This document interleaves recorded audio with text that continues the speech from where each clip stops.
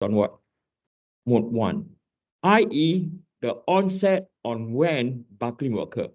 We don't care if it's a S shape or what. Once the onset of buckling will occur, okay, it will start from what? Mode 1. Are we clear? So therefore, stress critical is equal to pi squared over L squared EI divided by A. Okay. This is because we let N to be equal to 1. Okay. So this equation we have derived this form, the critical load. So now I'm going to write the same expression, and I'm going to gather pi squared over L squared multiplied by E, and then this will be I over A. And in this form now, right, this can be written as pi squared E over L squared R squared. What I did is I just substitute this into here. And then we will write an expression over here where now you have pi squared E over L squared over R squared. And this whole thing will be equal to pi squared E over L over R.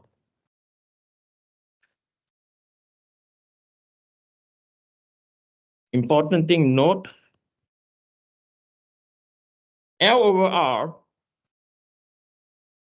is most commonly known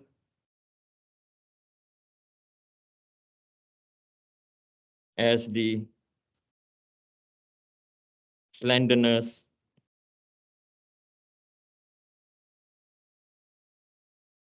ratio. Yes.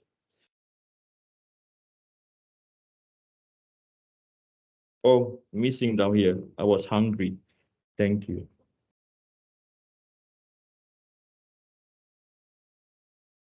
Can anyone explain to me what is radius of gyration? Anyone?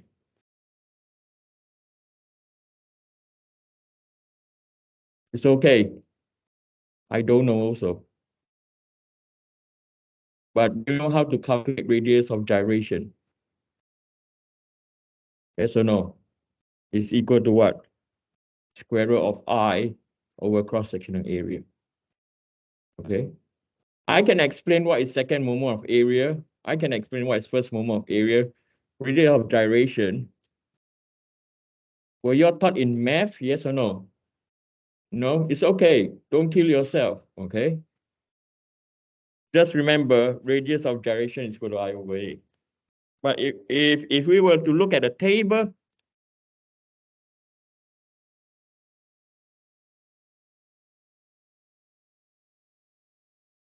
I mean, you can Google that stuff around, but I don't waste your time. If you look at the table down here, what can you see? Okay, sometimes you don't need to calculate the radius of gyration. Can you all see? So this is a table, okay, on properties of a I-beam. Okay, can you all see this? Yes or no? These are all your radius of gyration is given. And you know that this is given by square root what? I over A. So you just take the second moment of area and you divide by the cross-sectional area. When you square root it, you will get your what? Radius of gyration. Now, just to quickly recap, the stress critical, which is equal to pi squared E divided by L over R squared. This equation is only valid, okay, is valid, it's only valid when the applied load is in what? Compression. And not just in compression, and always in line with the structural centroid. Okay. What does this mean? Okay. So this equation is only valid. I'm going to use green now.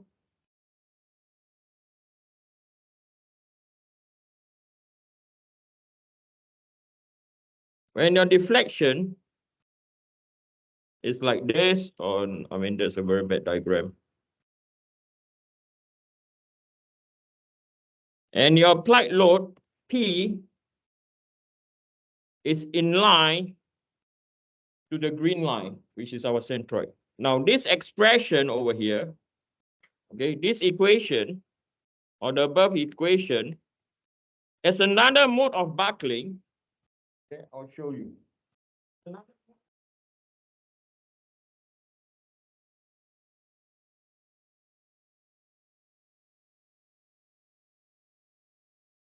One mode you can see is when both my fingers are in line, and this is what? Okay. The above equation is only valid for that. If we have a situation where the buckling goes this way, it's no more valid. Are we clear? Okay, it's only valid when it's in line. When it's not, we will, not derive, we will look at a correction factor. Okay, there will be a correction factor if it's not. Okay. So now, so if this is if our beam were to be deflect this way, and this is our applied load, okay, P, stress critical will not be equal to pi squared E over L over R squared. Okay. So it's only in that situation, but I think it's a very good start. Okay. So let's look at an example. Okay, not look at an example. The question now is this. When must you carry out buckling analysis? The first condition of when the structure is under what? Axial loading. Under compression mode. Right? That's the first one. The second one is dependent on the L over R ratio. I repeat again, the second one is dependent on the what? Slenderness ratio. So I'll write over here, when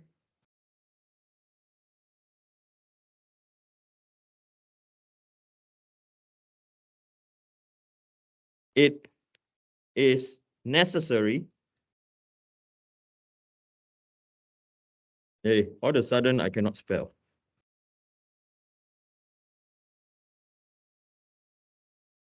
To perform buckling analysis. Number one, structure under compressive axial loading. And two, L over R ratio. And you ask me, Eugene, what do you mean by the L over R ratio? Right? What is this ratio all about? Okay, so that's where I'm going to do our first example. So example number 1. We are going to apply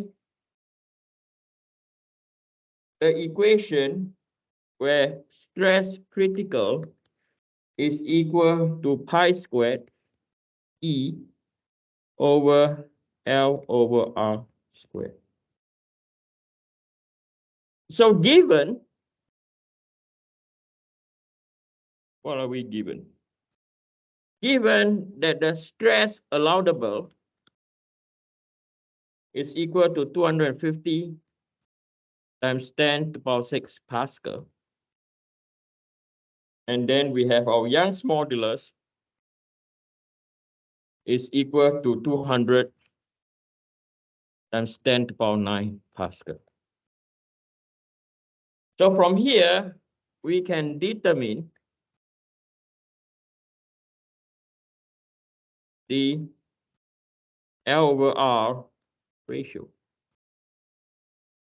So this is determined by the critical stress, right? Or if we rearrange the equation over there, L over R will be equal to square root pi squared E over our stress critical. So this will give us what? So we know that this is pi squared. This will be equal to, yes, modulus of steel. We're going to take it as 200 times 10 to the power 9, or it's given, divide by critical stress or the allowable stress, which is equal to 250 times 10 to the power 6. So this will be equal to what?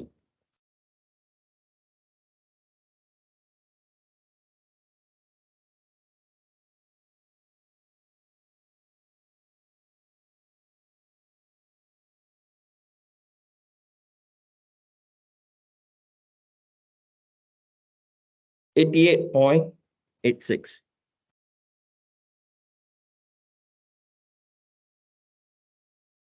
Now, what does this mean? 88.86. Okay. I'm going to sketch a graph now. And we're going to do this. X-axis.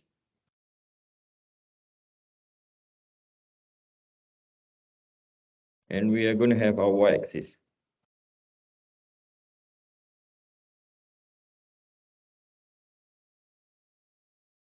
Y-axis will be stress allowable. X-axis will be a L over R. 20, 40, 50, 6. Hey, Eugene, seriously? 20, 40, 60, 80, 100, 120, 140. Okay. And we know there's an L over R ratio of 88.816.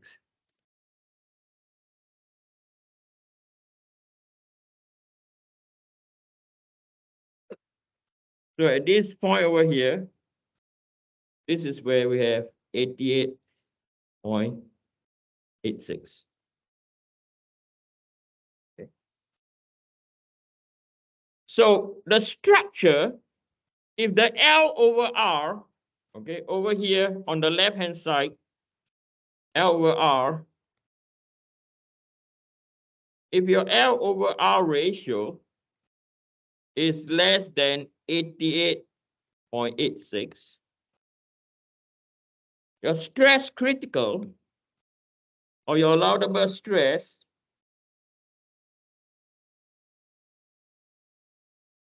is equal to 250 times 10 to the power 6. So if your L over R ratio is less than 88.86, The formula that you can use for your stress allowable is equal to P over A. Does this look familiar now? P over A, is it a buckling analysis?